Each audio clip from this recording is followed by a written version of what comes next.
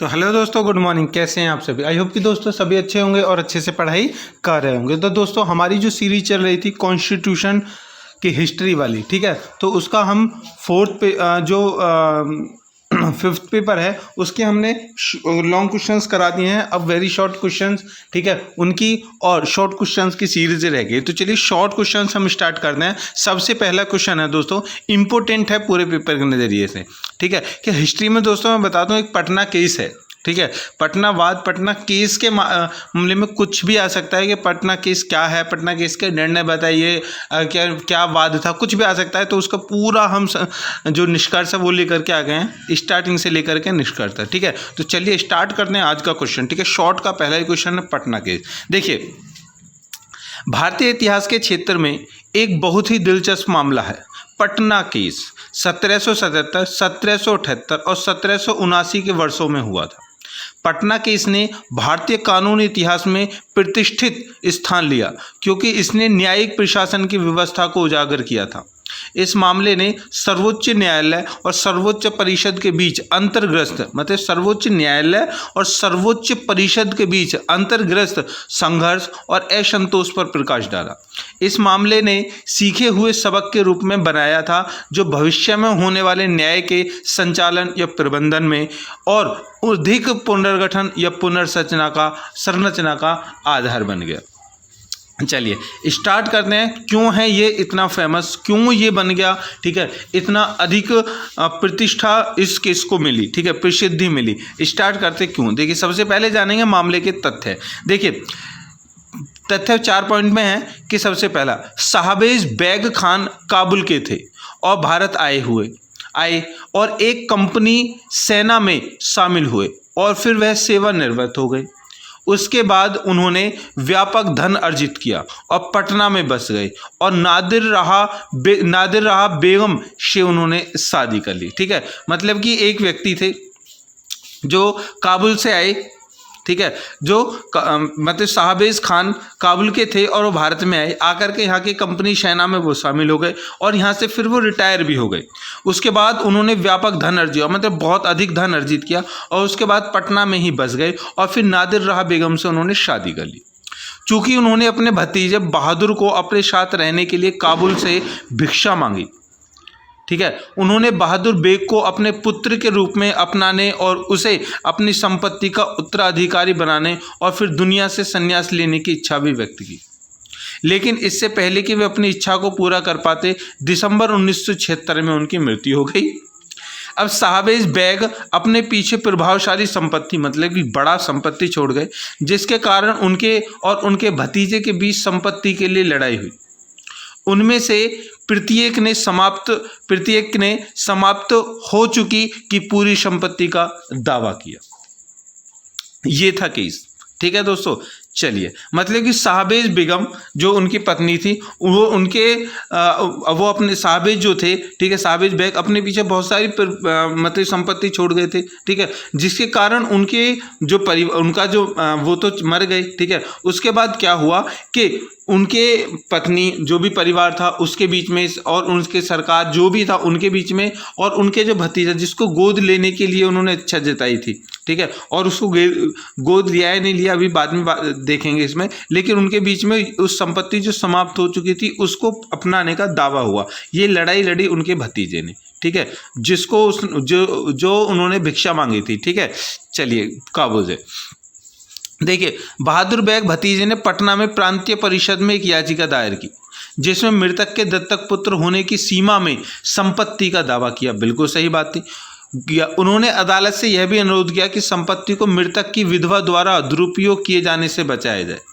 नादिर रहा बेगम ने संपत्ति में अपने दावे का पता लगाने के लिए मुस्लिम मूल निवासी कानून अधिकारियों यानी मुफ्ती और काजी को नियुक्त किया। मतलब कि लड़ाई किसके बीच थी, ठीक है, जो बहादुर बेग की पत्नी थी उनके बीच और उनके भतीजे के बीच, ठीक है। भतीजे ने उनका संपत्ति का उत्तराधिकारी होने के नाते अपनी संपत्ति मांगी और यह भी कहा कि उनकी जो पत्नी है, जो स्वर्गवासी जो मतलब कि जो अब इस दुनिया में नहीं रहे बहादुर बेग, उनकी जो पत्नी है जीवित, वो उनकी संपत्ति का नाजायज़ फ़ायदा उठा रही है, ठीक है, और उनको बर्बाद कर रही है, उससे भी उसको रोका जाए।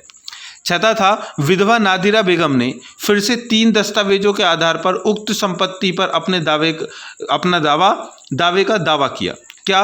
दावा डीड मेहरनामा, गिफ्ट डीड हिबानामा और पावती इकरारनामा। मतलब कि उसने 3 वहाँ पर ये दस्तावेज शामिल किए, ठीक है, और कोर्ट को दिए कि ये संपत्ति मेरी है। किसमें? एक तो मेहरनामा दोस्तों क्या होता है कि जब पत्नी की शादी होती है मुस्लिम धर्म में, ठीक है, मुस्लिम धर्म में शादी होने के तुरंत बाद जैसे ही पति का जो हक मतलब कि निकाह हो जाता है, निकाह होने के बाद में पत्नी जब अपने पति के पास में जाती है, ठीक है, तो मतलब कि जब पति के पास में जाती है तो वो उससे क्या मांगती है? मेहरनामा, उसको मेहर दी जाती है, ठीक है। कितनी मेहर होनी चाहिए वो उसका कोई भी लिखित तौर पे नहीं होता, ठीक है, पत्नी मांग सकती है कितनी भी। उसके बाद में एक हिबानामा होता है, ठीक है, गिफ्ट होता है कि उसके बाद देखिए, हाँ सॉरी मैं यहाँ पे थोड़ा सा गलत बोल गया, शादी से पहले या शादी के बाद में जो मेहर है वो दी जाती है। या तो शादी के पहले वो निश्चित रूप से तय हो जाती है कि भाई इतनी मेहर देनी पड़ेगी लड़के वालों को लड़की पक्ष के लिए, या फिर अगर वो तय नहीं होती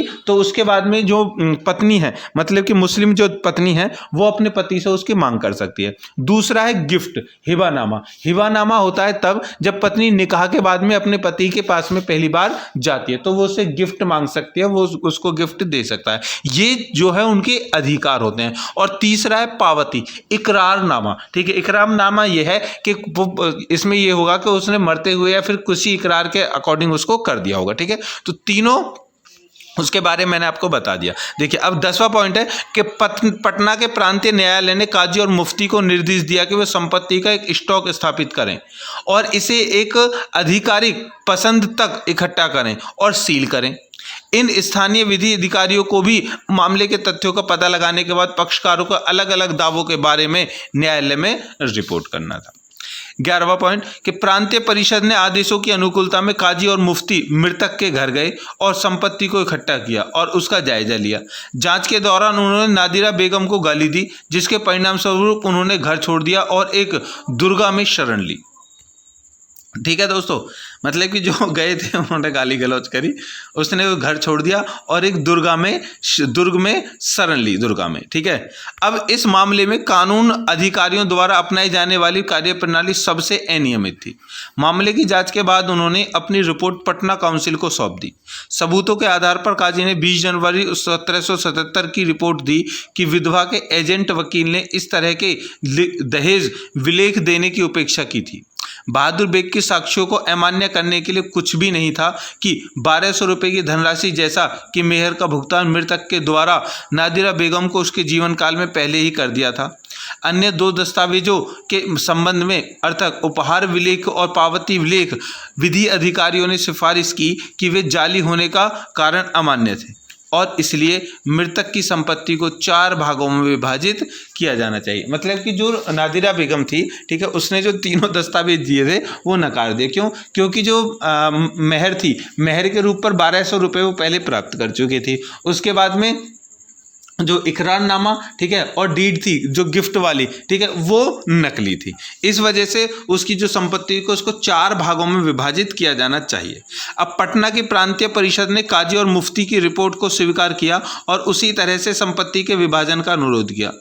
किसी भी मामले में प्रांतीय परिषद के फैसले से असंतुष्ट नादिर रहा बेगम ने कलकत्ता में सदर दीवानी अदालत के लिए एक हित का समर्थन किया, जिसमें गवर्नर जनरल और परिषद शामिल थी। जैसा कि हो सकता है ब्याज काफ़ी समय तक बिना किसी गतिविधि के लंबित रहा। दहेज ने बहादुर बेग काजी और मुफ्ती के खिलाफ मारपीट, बैटरी, झूठे कारावास और उसके घर में जबरदस्ती घुसने और अन्य गुप्त चोटों के लिए एक गतिविधि की और कोरस को 6 लाख रुपए की क्षति का आरोप लगाया। अरे बाप रे बाप, उस समय पर 6 लाख रुपए, उस समय पर 6 लाख रुपए लगा लो, 6 करोड़ रुपए से भी ज़्यादा, ठीक है दोस्तों, 6 करोड़ तो मान ही लो। चलिए, मामले के मध्य बहादुर बेग जो कलकत्ता के बाहर रहते थे, ठीक है, सुप्रीम कोर्ट के प्रशासन के संपर्क में थे या नहीं? क्या विधि अधिकारी के कानूनी प्रवीणता के दौरान किए गए कार्यों के लिए मुकदमा चलाया जा सकता था या अभियोग लगाया जा सकता है या नहीं? ये मामले के मुद्दे बने, ठीक है दोस्तों। उसके बाद चलिए अब मामले का निर्णय ध्यान से देखना क्या हुआ। देखिए, अदालत ने जिस तरह से काजी और मुफ्ती की वास्तविकताओं का निर्धारण करने का प्रतिनिधित्व किया था, उसकी निंदा की। बोर्ड में सभी प्रकार एक पक्षीय थी। मुझे बेगम को कोई भी नहीं दिया गया था। कोई असामान्य प्राथमिकता नहीं हुई थी और शपथ पर गवाही का विश्लेषण नहीं किया गया था। इस प्रकार कानून के अधिकारियों की उनकी प्रथागत क्षमता की रिहाई में जो कुछ भी किया था उसके लिए प्रयास नहीं किया गया था। लेकिन अदालत के बाहर कुछ के लिए संगठन भाड़े पर निस्संदेह वार्ड था। सुप्रीम कोर्ट ने दहेज लेने वाले को 3 लाख रुपए हर्जाना दिया, तो जो बहुत ही अनुपात में था। अब था मतलब कि कोर्ट ने दहेज लेने वाले को क्या दिया, 3 लाख रुपए का हर्जाना। किस आधार पर दिया, मतलब कि जो मेहर थी ना, मेहर जो होती है वो दहेज ही होती है। ठीक है, चलिए अब है मामले का विश्लेषण। देखिए, मामले की निष्पक्ष जांच से पता चलता है कि इस मामले को देने में सामान्य समिति द्वारा घोर विसंगतियों को स्वीकार किया गया था। कानून अधिकारी सिर्फ कानून की व्याख्या करने और निश्चितता के सवाल का चयन करने के लिए थे, लेकिन अदालत ने पाया कि वो परीक्षा के पूरे काम से संपन्न थे। उन्हें स्वयं गवाहों का विश्लेषण नहीं करना चाहिए था, क्योंकि यह आम सभा के न्यायाधीश द्वारा तैयार किया गया था। उसके बाद पटना के मामले ने कानूनी संगठन की कमियों को भी उजागर किया, विशेष रूप से कलकत्ता में सदर दीवानी अदालत की, क्योंकि सीनेटर जनरल और समूह के सदस्य जिन्होंने अदालत का गठन किया था और के पास बमुश्किल ही मामलों की देखरेख करने का समय था। दावों को चुनने का कानूनी कार्य, क्योंकि वह अधिकांश भाग के अलग अलग कार्यों के साथ थे और उनकी साझा प्रतियोगिता को बदला ले रहे थे। मुस्लिम स्थानीय कानून अधिकारियों पर कानून प्रमुख अदालत के वार्ड के संबंध में था। यह माना गया कि ये अधिकारी संगठन के प्रशासन में थे, अदालत का उन पर अधिकार था। इस विचार के सही होने के सभी संकेत हैं, जैसा कि यह हो सकता है कि प्रमुख अदालत ने विवाद किया कि अतिरिक्त बहादुर के ऊपर वार्ड था, जो संगठन की भूमि आय के कृषक थे, और इसलिए संगठक ने एक कार्यकर्ता के पास सही होने के संकेत नहीं है। पटना मामले में सर्वोच्च न्यायालय के फैसले ने यह मानते हुए कि भूमि आय के एक कृषक को संगठन के प्रशासन में निपटाया जाना था और परिणाम स्वरूप अदालत के वार्ड के अंदर गिर गया। बिहार, बंगाल और उड़ीसा के स्थानीय किसानों के बीच भय और उन्माद पैदा कर दिया। इसलिए इस मामले ने बंगाल, बिहार और उड़ीसा में संगठन की कमाई पर प्रतिकूल प्रभाव डाला। अतुलनीय अदालत के संगठन और कमजोरियों और पटना मामले के माध्यम से ज्ञात प्रमुख समिति को वैसे भी 1741 में बंदोबस्त अधिनियम की मृत्यु से दूर कर दिया गया था। 1781 में निपटान।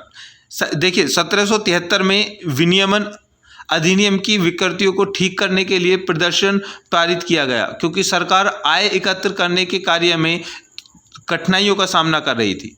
अधिनियम की प्रस्तावना में कहा गया है कि हालांकि यह व्यवहारिक है कि बंगाल, बिहार और उड़ीसा की कानूनी सरकार को मजबूत किया जाए, इसलिए अधिनियम ने ऐसी व्यवस्था जो गवर्नर जनरल के लिए अधिक सकारात्मक थी और परिषद एक साथ नहीं होगी और गंभीर रूप से अधीन होगी, उसकी आधिकारिक सीमा में उनके द्वारा किए गए किसी भी प्रदर्शन के लिए सुप्रीम कोर्ट के वार्ड में हिंदुओं और मुसलमानों के दृष्टिकोण से सबसे आवश्यक धारा 17 थी, जिसमें कहा गया था कि भूमि को उत्पादों की विरासत और प्रगति से उत्पन्न होने वाले सभी मुद्दों और समझौतों के मामलों को अलग अलग समूहों के अलग अलग कानूनों द्वारा हल किया जाना चाहिए।